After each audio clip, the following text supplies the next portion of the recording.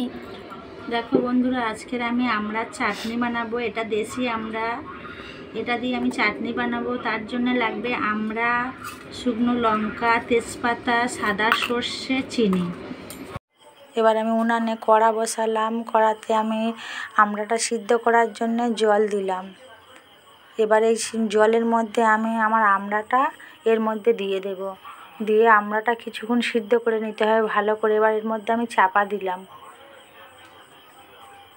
আমড়াটা ভালো করে সিদ্ধ হয়ে যাওয়ার পরে নামিয়ে নিয়ে কড়াতে তেল দিয়ে তার মধ্যে তেজপাতা, শুকনো লঙ্কা দিয়ে একটু নাড়াচাড়া করছি।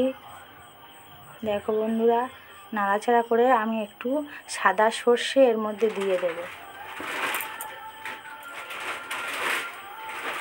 সর্ষেটা একটু নেড়ে চেড়ে আমার যে সিদ্ধ করা আমড়া ছিল ওর মধ্যে ঢেলে দিলাম। ওটা একটু ভালো করে নাড়তে হবে। নেড়ে এর মধ্যে হলুদ গুঁড়ো দেব, একটু নাড়বো। নেড়ে চেড়ে আমি এর মধ্যে জল দিয়ে দেব। এবার জলটা কেমন ফুটছে দেখো। এর মধ্যে আমি 2 চা চামচ লবণ দিলাম। এবার চিনিটা ঢেলে দেব। এবার এর মধ্যে আমি একটু আদা বাটা দেব আর দেব পাতিলেবুর রস।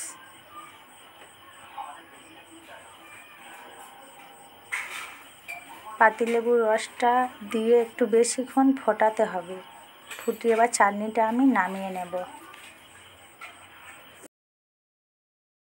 দেখো বন্ধু, আমার চাটনিটা কেমন হয়েছে। এবার এটা আমার মেয়েকে খেতে দেব।